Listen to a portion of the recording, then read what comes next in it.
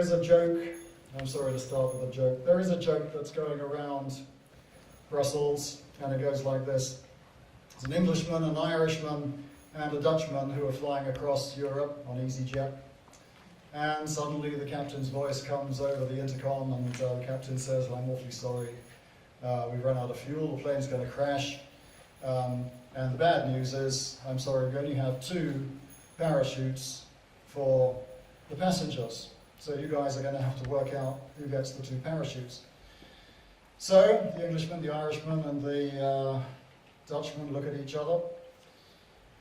And suddenly the Englishman gets up, grabs one of the parachutes and jumps out.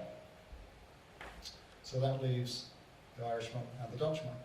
Now the Irishman he's well on in years, he's just retired, and the Dutchman is a young guy going on a trekking holiday. So the Irishman says, "Look, you've got all your life ahead of you, I think you should take the parachute, go on." And the Dutchman says, "Hey, no worries, because the Englishman who jumped out, he just took my rucksack." So, Europe. Here we are. In reality, the European plane is still in the air, but we're certainly going through some turbulence. On Wednesday this week, the EU President Jean-Claude Juncker used his State of the Union address to draw a line in the sand. He said, "Europe would be easier to understand if there were one captain steering the ship." There's certainly instability. There's polarized opinion over EU integration. Hungary and Poland are particularly having issues with the central government of Europe. There's anxiety over refugee flows, over immigration, and all of that, of course, may get worse. There's persistent economic malaise, with 2017 average growth figure for Europe of 1.6%, which is not a lot, even after quantitative easing. There's high unemployment. There is rebellion against the idea of austerity in southern Europe. The Greek economy continues to shrink. There is a pessimistic view which would say we are just about to re-enter the 1930s. And it's against that backdrop that the European Political Christian Movement very kindly commissioned a study from Relational Research on relational solutions, particularly relational economic solutions for Europe. And that brought together myself and Michael Schluter and Paul Mills, who I'm glad to say is here this afternoon. And Paul, I must apologise on this PowerPoint because you are not named on the footer, and it's only because at that point your position in the IMF prevented you taking an open position. A couple of preliminary comments. First of all, historical context. A great deal of Western political and economic thought focuses on managing attention, and it's attention between the one and the many. In a Christian context, it is very tempting to reduce that to an internal moral conflict, selfishness versus altruism. Peter Hall, who you may have heard of, who died last week, who was working in the theatre, once bemoaned the fact that the British population didn't know what it wanted because it was fundamentally Puritan and at the same time fundamentally Philistine, which is probably a fair summary not just of the British condition but of the human condition. But the one and the many is really about something else. It's about a balance. It's about a need for balance between the rights of the individual and the just demands of society. It's about a balance between freedom and duty and responsibility, a balance between liberal values and between socialist and communitarian values, a balance between free enterprise and state provision, a balance between discretion and consistency in applying a moral norm. The second comment is it's important to separate the parties from the relationship. The parties in any relationship, whether they are individuals or stakeholder groups, tend to bring baggage. Emotions, history, internal conflict, expectations of the future, perceptions of the other party, and usually a very clear opinion on what the other party is doing wrong. Now, none of that is the primary concern of a relationships approach. Instead, a relationships approach examines the relational space between the parties. It asks, how proximate is the connection between the parties? What kind of behaviors does that proximity incentivize or suppress? How is that proximity perceived by the parties? Is it such that the parties would want to continue their interaction? Because what's going on in that relational space impacts on the people and the parties on either side of it. So let me put that up on the screen. And you'll notice that we're not starting this analysis by talking about who controls the means of production, or how big the state should be, or whether European integration is in itself good or bad. It's much more basic than that. It's about the terms on which people and stakeholder groups are comfortable connecting with one another. And it's about the hidden proximity rules that are embedded in the political and economic systems they use. And that, I would suggest, opens up a totally different way of doing economics and politics. It's not capitalist, but it's free to recognize the value of capital and markets. It's not socialist, but it's free to recognize the value of social justice and solidarity. It's not nationalist, but it's free to recognize the value of self-determination. And it's secular in application, but also based on a rich European heritage of Christian thought. Okay, so let's go back to the European plane. How does that apply to the EU? Well, here's the first thing. The European project has always had a relational goal. The Treaty of Rome used the phrase ever closer union, and that wording has been passed down from treaty to treaty. So let's look at the ends and the means behind that statement. By what method has the EU sought to make the goal real? Well, the answer is by building from the top. So the supports for this ever closer union, which forms the pinnacle of the EU project, are European civilization's best and highest ideals. And here they are: human rights, equality, democracy, rule of law, solidarity, and freedom. And you can see this is a monumental effort to balance the needs of the one and the many in a European context. So far, so good. But by what mechanism and on what terms is the important question? Well, at this point, the EU treaties go straight from ideals to instruments and institutions. Currency arrangements, financial structures, forms of government. And not much of this, by the way, was custom built for Europe. The EU has constructed its institutions by commandeering models and ideas that were already and readily to hand. And I think that creates one of the fundamental underlying problems.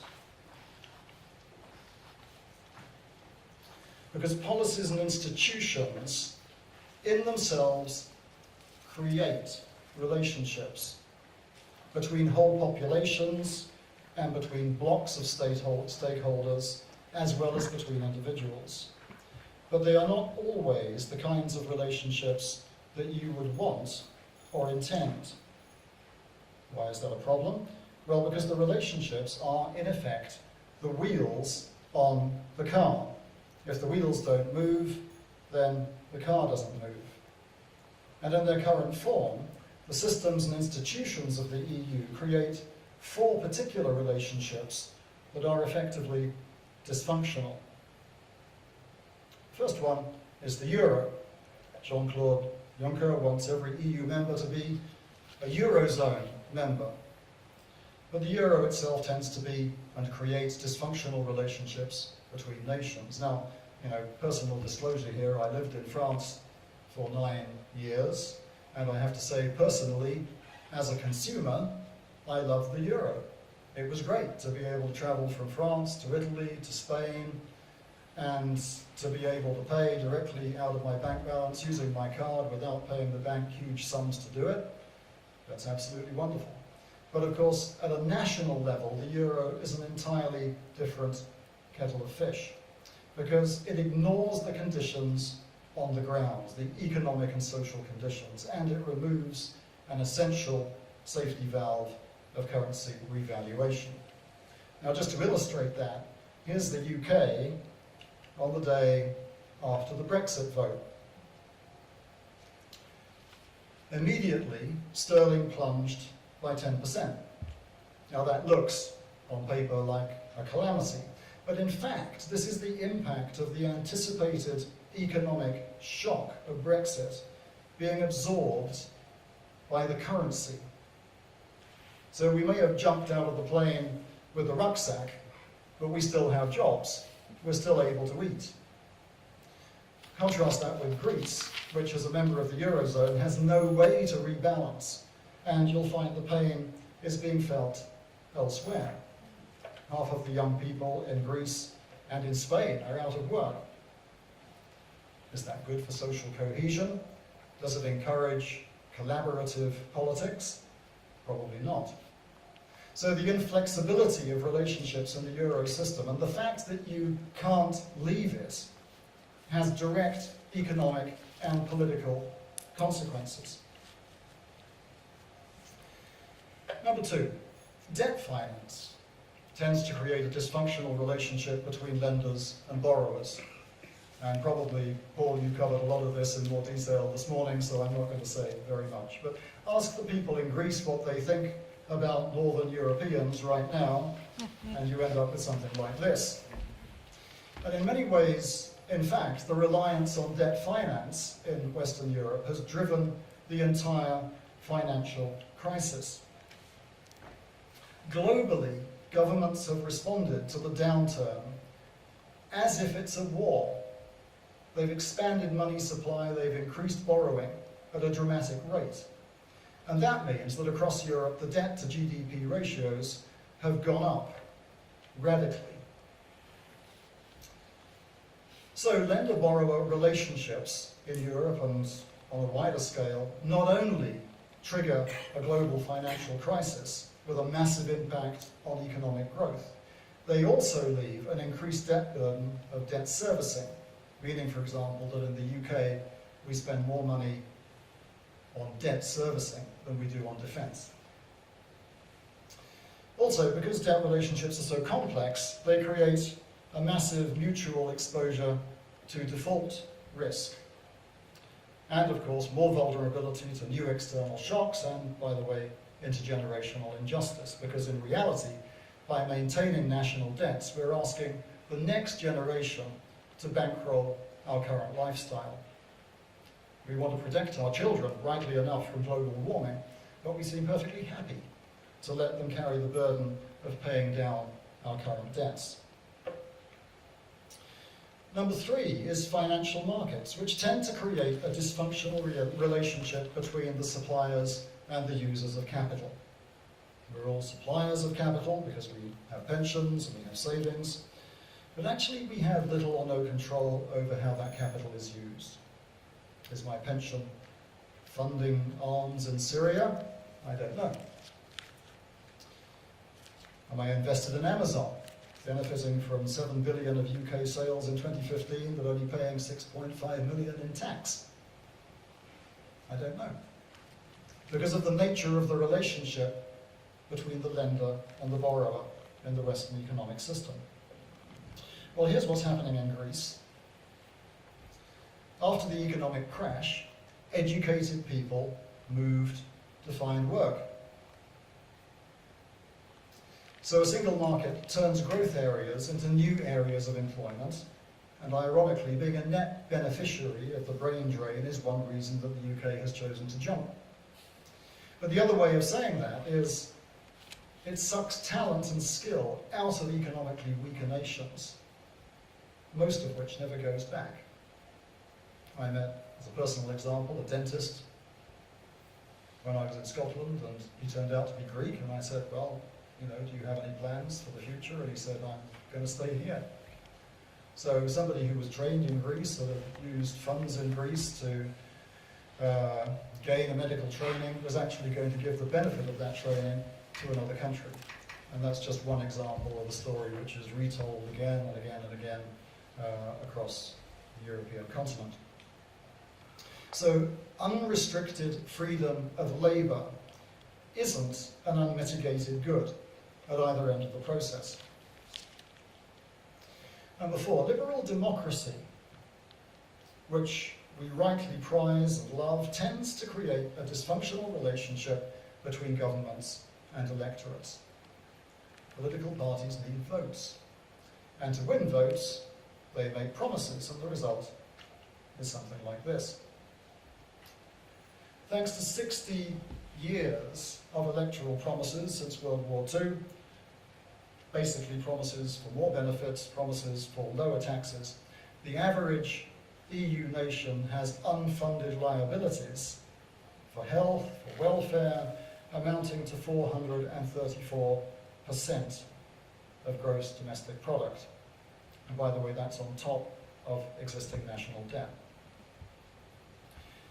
As a comparison, in the United States, where the situation is worse by an order of magnitude, somebody has estimated the country could pay its way out of national debt so long as each individual American citizen stumped up $1 million. That gives you a sense of the difficulty of scaling this particular problem.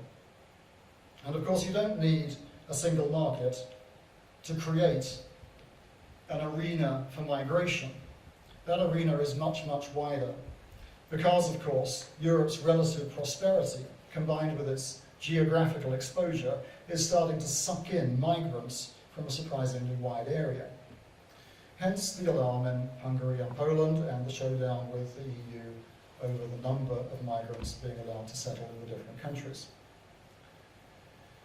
So these 4 relationships exhibit real processes going on in real connections between real groups of people in Europe. So we can't treat them simply as marginal or as unfortunate externalities. Because in the end, it's the relationships that make the policies and the institutions work or not work. And if the relationships created by the political economy are weak, or if they are stressed or corrupt, then the whole EU structure is going to suffer. And ever closer union, however much you may set it as being a goal, is never actually going to happen, because the relationships are not there to support it. So, here is what the report recommends. We recommend starting thinking about European policy from the relationships. Acknowledge in real terms the importance of Europe's relational capital. Apply a simple policy test. For example, when a proposal is drafted or debated, we could begin by asking which relationships between which groups are most affected by this. Is this policy likely to strengthen communication and mutual understanding between those stakeholder groups? Is it likely to promote fairness in the distribution and use of power? Is it likely to increase unity of purpose across the European continent? So now what you're doing is you're building from the bottom up. You design policies that optimize relationships, and the relationships will in turn support the ideals on which your ultimate goal depends. So what about the nitty-gritty of what the policies are? You will see, if you read the report, that we've devoted about a third of the report to a detailed description of a set of policies that, in our view, meet the criteria that we've just looked at. Now, this does not actually amount to a closed list or a manifesto. Because one of the things that we really want to do with the report is to stimulate further creative thought. Because there are folks out there in Europe in influential positions who have detailed knowledge of their nation or their company, their sector, who can bring extra wisdom to this process that you can't expect 3 individuals in the UK to muster, no matter how capable they are. So we view the report as being a way of showing that this can be done. It is a proof of concept. The presentation of these policies is intended to be serious. We haven't put anything in the book that we don't think has a very strong case for being put into action. But we don't want to imply that everything in the report arrives at this list of policies and that is it, there is nothing else. It is the beginning of a relational and collaborative exercise, hopefully, within a wider group of people within Europe to rescue the situation of the European nations. But just to give you a flavour of the sort of things we're looking at. Number one, we call it a people's Europe. We're asking not to sweep away 60 years of very concentrated, dedicated work by honest and capable people, but simply to look at the wordings of some of those ideas in crucial positions in the treaties and to adjust them and define them a little more carefully so that we achieve ends that are more than simply economic and political at the top level. So we're asking to redefine the word union as a strong confederal structure rather than a top-down federation. In a federation, as in the United States, it is the federal government that calls the shots. And that is what the EU central policy body is wanting to aim for. Everything that Jean-Claude Juncker said on Wednesday is pushing towards that goal. We don't believe that is the way to do it, because if you concentrate power at the top, no matter how good your systems are, you are dependent on the moral worth and capability of the people who are running it. In a realistic political economy, it is much better to spread the capability and the power and the risk. And a confederal system allows you to do that. Because in a confederation, the ultimate power remains at the national level. And any power which is ceded to the higher federal level, or the central level, is done only by the agreement and cooperation of the constituent nations. One more small change is to formally recognize that future generations are co-stakeholders whose interests are binding on current policy formation. That would be a really interesting change, because then everything would have to be discussed from the viewpoint of what impact it's going to make on the people who aren't yet here,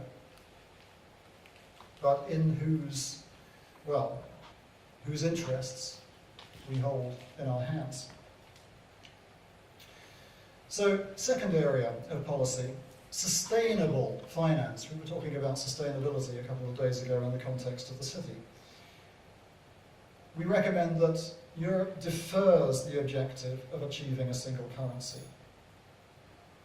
Instead, take the European Central Bank and ask it to design and prepare and implement a new European monetary system that creates a flexible exchange rate to prevent other economically weaker nations going the same way as Greece.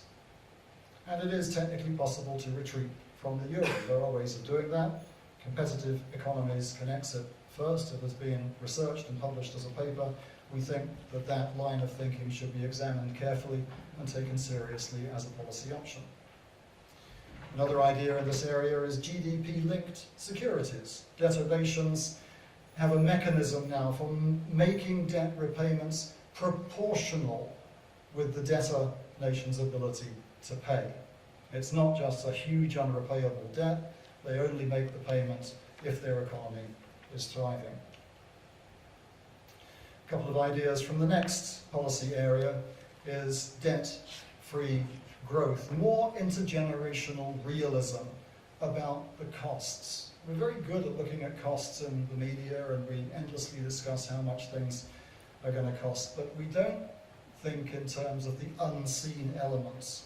We should require, we believe, a fully independent audit of the national treasury in each country so that we know the real debts incurred through off-budget public-private partnerships and debt guarantees, and as well the future welfare pensions, nuclear cleanup costs, and healthcare promises, which are not going to be covered through current taxation. Otherwise, in effect, national finance ends up as being a giant Ponzi scheme. We also recommend that we reduce the risk of ruinous financial crashes simply by spreading risk. Make debt less financially attractive than equity. Require banks to pay realistically for guarantees from the public purse. Enable people to get onto the property ladder by sharing ownership of their houses with the bank. Fourth area. There's nothing sacrosanct about the four freedoms of the single market. Free market for goods, fine. For services, fine. Even for capital movement, fine. But allow national governments, who are directly accountable to their publics, to decide how many economic migrants they will take in. Because people are not like containers or loans. They need homes, they need education, they need healthcare, all of which has to be provided by a local nation. They contribute to tax revenue, they have dependents. Moving them from one place to another is usually slow and difficult and has repercussions for the economy that they have left and the one that they've joined. Fifth area is strong corporate governance. We've also talked about this. But make integrated reporting a European standard and make Jayoti Banerjee the integrated reporting czar for Europe. Why not? Incentivize companies to function as engines of social well-being as well as engines of wealth generation for stakeholders. If a corporation wants to grow by acquisition, shift the burden of proof under the EU merger control so that corporations have to show that a merger will result in demonstrable benefit to wider society, not just avoid harm to third parties. Migration. Well, migration is probably the most difficult and divisive issue to deal with, and there are no simple short-term fixes. But we believe the focus should be on helping to rebuild the societies from which refugees are fleeing, so that they can rebuild themselves, their own lives in their own countries. That's not a simple prescription for immediate repatriation. It is an engagement in an assistance process that enables refugees to go back somewhere where they have prospects and equipment and the ability to rebuild. As part of that, I think it's unavoidable that the European Union needs robust cooperation on external security, because that is the only way that you can balance the needs of existing populations with the needs of genuine claimants and refugees. And finally, back to the cities that we looked at on Wednesday. Why not strengthen economic functions at the levels of governance where people feel a natural sense of belonging? I've lived in Scotland for the last 5 years, and as an adopted Glaswegian, I felt powerfully the sense of loyalty to the local city. Glaswegians are not the same as folks from Edinburgh. They do not think in the same way. They do not see themselves as identified under the same banner. Now, if you draw it more widely and say, are they Scots, they would sign up for that too, but Glasgow comes first. So cities are tremendously important. They are small enough that individuals can feel that they are beginning to be visible in a way that individuals are not really visible at a national level. So why not make cities and city regions a main focus for tax raising, a main focus for welfare, for investment? Why not look at creative ways of bringing people together as families or interest groups within cities to create stronger and more durable communities, as shrinking revenues at national level force governments to withdraw from social and welfare support? So that's just a flavour of the kind of policy directions that we believe a relational analysis of Europe will take us in. I just want to finish by challenging you and really getting your opinions, because we haven't aired this material very much, but there's an underlying issue here, which is, as citizens of national and supranational bodies, what really are we aiming for? What kind of world do we want to build? What are the fundamental agreed principles on which we want our successful future world to be built, no matter how difficult it is to transition from where we are to where we want to be? The European Union has gone through that thought process. It happened at a very early stage. And so it's quite able to name the fundamental values on which the entire edifice is currently built. And it's stated on the EU website as respect for human dignity and human rights, freedom, democracy, equality, rule of law. We saw of that earlier in the presentation. They believe that these values fundamentally unite all of the member states. And an interesting detail, that no country that does not recognize those values can belong to the Union. So this stuff goes all the way down from the detail of policy down to the bottom, on the strength of the ground that the entire thing is built on. So I'd like to float with you the idea that it may be possible to establish a list of relational values, not as something that we as a tiny interest group within Western society is trying willy-nilly to foist on everybody else, but as a set of principles that almost anybody in Europe could sign up to and own as being a good foundation, not only for personal living, but also for the structures of the state to which everybody contributes and of which everybody is a part. So I'd like to put before you 7 ideas here.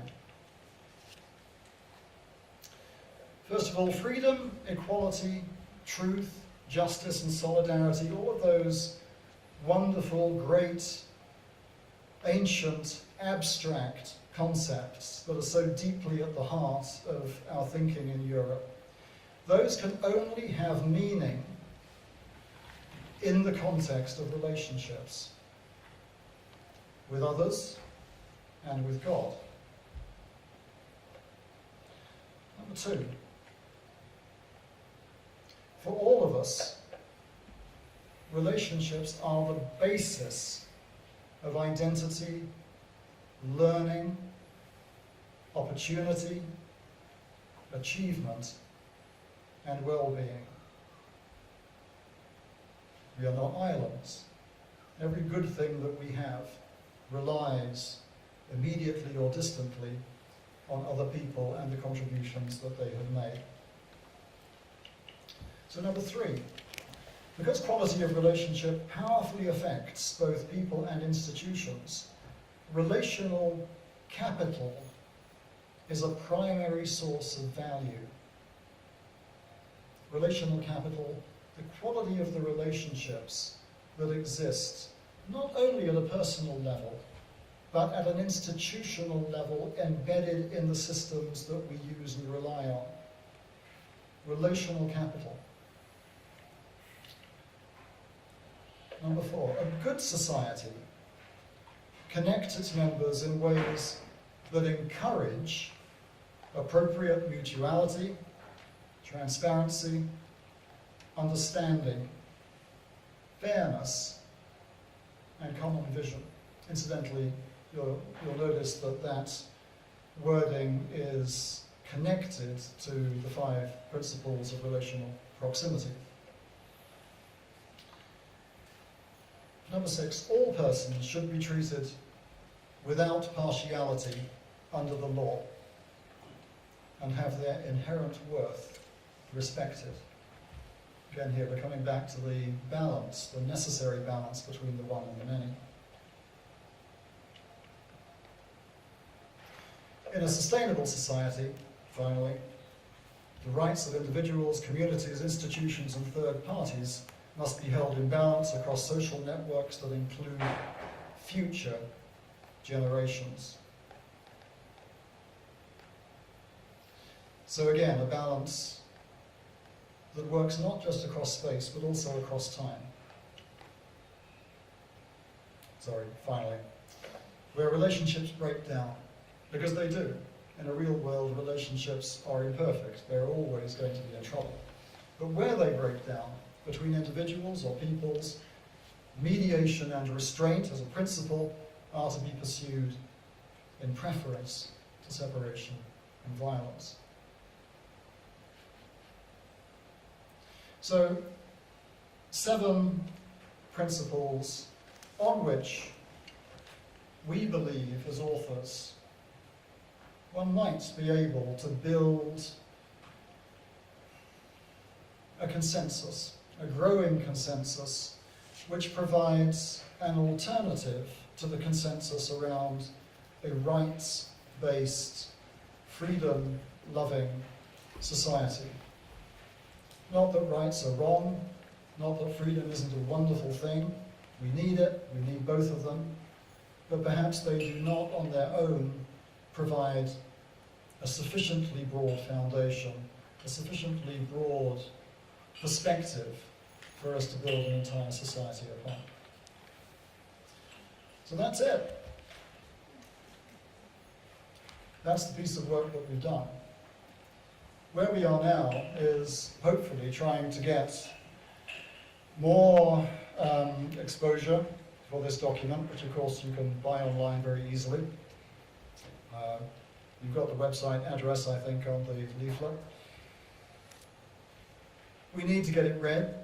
We need to get discussions going. We need to get a wider group than we have in this room to be able to engage with the ideas enough to see that there may be some good sense in them. And not just Christians, not just people who would believe us anyway, but folks who might come from a very different background. We really want to get that dialogue going in society. And we hope and we pray that something good may come out of that for us and for Europe as a whole. Thank you very much.